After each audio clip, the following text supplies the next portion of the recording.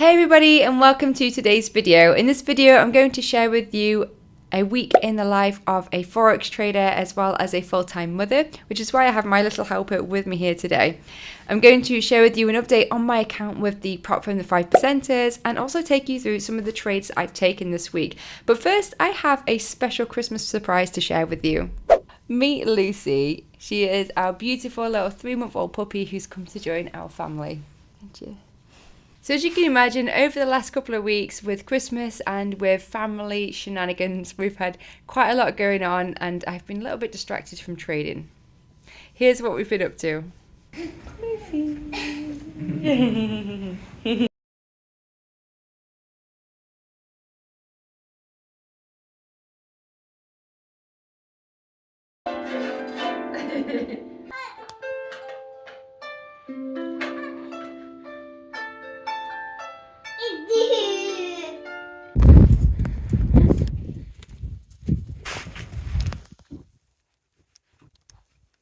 And if you're new to my channel, welcome. My name is Emily and on Mindfully Trading, I share my journey as I grow and develop as a Forex trader. I've been trading for about 5 years now. I originally started day trading in the US stock market. And since then, I've gravitated towards day trading Forex. I share all of that on my channel, as well as some educational tips, some software reviews, and anything that I think will help you on your own journey to grow and develop as a trader. So make sure you are subscribed to the channel below. This year, I've also been working on the release of my first ebook, which is Forex Trading 101, a complete guide for beginners to the Forex market. I've actually got a waiting list and quite a few people are currently on that as we are waiting for the release of the book. So if you want to join that, do drop me an email. As always, all of the software I'm using in this video will be linked in the description below. And let's dive right into the video. So here is my account in Metatrader 5, the account that I trade with the prop from the 5%ers. Now I've been trading with the 5%ers for some time, and this particular account that I've been trading is for the high stakes program. So the 5%ers have 3 different programs. They have a hyper growth program, a high stakes program, which is the one that I'm in, and a boot camp program. And they all vary slightly depending on what your personal preferences are. But I actually started trading their high stakes program a couple of months ago. And a few people have actually pointed out that in the top left it says demo account. Well, that's because I'm still in the challenge. I'm in the high stakes challenge. And the reason it's sort of taken me so long really is because I have been trading whilst giving birth, which let me tell you is not an easy thing to do. The emotions have been very interesting, that's for sure. But December is looking to be a good month for me. As you can see, I'm currently up just over $2.5 grand, which is just over 5R. So I risk $500 per risk per trade on the account. But what's really saved me with this account with the 5%ers and why I continue to use them as a prop firm is the fact that they have an unlimited time to pass. It's a complete game changer. It's transformed my approach to trading because it's removed a lot of the stress out of the equation. Having a deadline certainly does not help when you're trying to pass a challenge. And they have loads of different account options available here as well. So if you are a bit low on funds, you can choose a smaller account size. I personally have with the $100,000 account. So I'm working on that now. The max loss of that is 5% and the target is 8%. So once you manage to hit the profit target whilst respecting the max loss, you can progress onto step 2, which is basically repeating that but making a little bit less. Profit target is reduced to 5%. And if you're able to do that, you become a high stakes trader. So if you want some more information about the 5%ers, I have created a separate video and I do have a link to them in the description below, so make sure you check that out. The day that I want to focus on sharing with you is actually this day, because I had a lot of interesting lessons that day that I think will help you out with your own trading performance. So as you can see, I took one trade on the 19th, which was a Tuesday, and this made just over 1.5R on my account, so that was $775. Whereas in reality, if I had traded every trade that I planned that day, I would have actually made 7.5R, which would have been about $3,750 based on the risk I take for this account. And this is a really crucial lesson in trading emotions. And I think the best way to show it to you is by jumping onto the charts. So here is the chart for pound dollar. Now I have this on the 5-minute time frame and I have it zoomed out quite a lot so that you can see these vertical lines which divide each of the days. So this is Monday's price action, Tuesday, Wednesday, and as I'm recording this, we're on Thursday. The day that I'm focusing on for my trade recap, so this is recapping live trades that I took, is this day on Tuesday, because we had this huge jump up. This is quite interesting in price because prior to that, we had been coming down, making lower lows and lower highs. I got a little pullback here, a couple more pullbacks, and then this price action play here was very interesting because it was just grinding higher and higher and higher, and this is kind of like compressing price, and it creates such a pressure that when you get a push out of this kind of structure, it's very explosive, as you can see, because we've built up all of this pressure. It needs to release, which is what it does. It pushes up higher. We had another consolidation here at the institutional price level, and then another explosive move up. So we had a very strong push up on the Tuesday, and I managed to profit off that a little bit, but I could have made a lot more profit, and that's what I'm going to just dive in and show you. So let's zoom in on Tuesday's price action. Now, the trade that I actually took, I'm going to share first, and to do that, we just need to add one of my indicators, which is the daily high and low.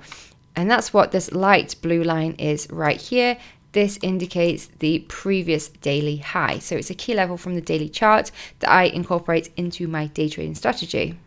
Now, this is the area that I'm very interested in. I had an alert set at the previous daily high. So when price broke above this blue line, the previous daily high, which was just after the London session open at 10:30 in the morning GMT, my alert went off and I had a look here for a trade. Now, what I did for this trade was I used a Fibonacci retracement from the low of the pullback after the break, and I dropped it at the high here. And it just basically provided these three areas of optimum trade entry, which were all around the institutional price level. So I decided to set an order for a long, which worked out just above the institutional price level at this level here. Now, I actually used a very tight stop, so this is more of a scalping position than a day trade because this consolidation was so short. My stop was below this level, and I was looking for a 1.5R target, so just a break above the high. Now, the awkward thing about this trade for me personally, and this is where my lifestyle, it can be tricky to really capitalize on trading because I'm juggling quite a lot of things. And I actually took this trade from my mobile phone when I was out in the car. I had some problems with the car and I was actually at the car garage, so I was juggling the boys, and I had a quick look at the charts because I knew I was watching this from the morning. My alert had gone off and I had a little bit of time in the car when I was waiting for my husband, which is when I set this trade. Now, the awkward thing is that what I usually like to do is I wait for some sort of confirmation from the 1 minute time frame that the trade is going in the right direction, and then sometimes I add to it. Now, I had that trade planned out as well, so I actually duplicated this entry, this stop, but my target, I actually set it at the next institutional price level, which is this level up here at the 50, which worked out around about just over 4.5R. But I didn't set the second position because by the time I would have got the confirmation on the 1 minute time frame, my kind of busy lifestyle kicked in and I just didn't have the time to actually set that. So on this occasion, I had one trade set. I hadn't set the other because I hadn't had the confirmation that I felt it was worthy to increase my risk on. And that was quite unfortunate because, as you can see, pretty much straight away it went to my 1.5R target. So I did get a little win, and it would have gone to the 4.5R target as well, but I didn't get that one. So that was quite unfortunate, and it's a weird feeling because that day when I had that experience, naturally I was disappointed because it would have been a really nice win. But it also hindered the rest of the day. So let me show you what I mean by that. So later on, when I got home from my trip out and got the boys settled, and the New York session was about to kick in at about 1:30 GMT, and I was also watching this area for a trade.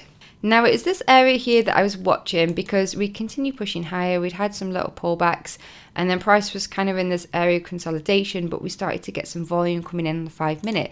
So once again, I used the Fibonacci from the low of the start of this pullback, and I dropped it to the high. And I saw that we were starting to bottom out here, which is just coinciding with these three areas of optimum trade entry on the Fibonacci retracement. So again, I planned a trade for a long. Now, it was just above this candlestick here on the 5 minute because we had a larger body come in. Although we had a large upper wick, we had a larger body close above the previous candlesticks, and usually that means it's going to fill the wick up and push up higher in line with my other areas of confluence from the daily time frame and from general market structure. So I set an entry here. My stop again was 10 pips just below this consolidation, and I was aiming for a 1.5 R target, which would have been 15 pips. Now, when I planned this trade, I was at this point here. I created my entry, my stop, my target, and felt that it was the right thing to do. But I had those conflicting trading emotions because I was still annoyed from this previous experience. And what I was feeling was, I am currently up 1.5 R. Do I want to risk this profit, this small profit on the day, to make more? Or am I trading on that kind of aspect of revenge trading because I knew I could have made more? And I was a bit confused. I didn't know whether I was letting it influence my trading decision. So I wasn't convinced it was a brilliant trading decision because I was still so annoyed from making more money.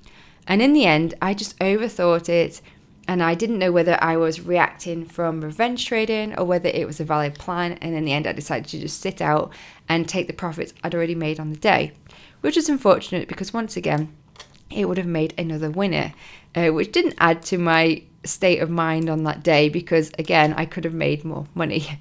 So at this point, I was sat up 1.5 R, but I had a 4.5 R winner that I missed and another 1.5 R winner.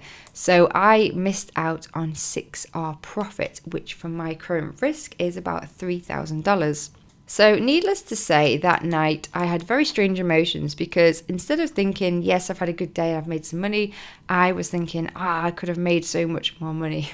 And I think that's just the nature of trading, is that you have to be so mindful of your feelings, your thoughts, your emotions, and it also brings in the question of happiness. And for me, in my opinion, happiness is a state of mind, it's a state of being. It's not something you can buy, it's not something that you can even find. I think it's just something that you choose. I think that you can choose to be happy. Obviously, there are factors that can influence it, and let's not go down a complete philosophical debate here, but ultimately, happiness is a state of mind. The bottle of milk is either half empty or it's half full. And we have so much power that we completely underestimate in ourselves. Our power of thought, and our power to decide whether or not we're going to be happy and content. And that's what I feel with trading. And that night, I had to really condition myself and remind myself that I had had a green day, and remind myself to be happy because I couldn't help but feel sad because I was disappointed I could have made more. And that's just how it goes sometimes with trading. That is the ebb and flow and the way that winners and losers can really impact you as a day trader. So I just wanted to share that experience with you because it's important to know that if you have it, you're not the only one. Other people get it. And I've been trading for years and years now, and this still happens. And this is just what trading is. And this is what makes it difficult, because I don't think you ever get to a point where you escape this process, but it's how you deal with this process that really defines you as a trader. So I hope that you've enjoyed this video, sharing my highlights from this week trading Forex, as well as balancing life with my 2 little kiddies, a dog, and now a puppy. I must be mad. If you've enjoyed it, please let me know by hitting that like button. Don't forget to subscribe to the channel below. Have a wonderful Christmas, and I'll catch you in my next video. Thank you for watching. Bye.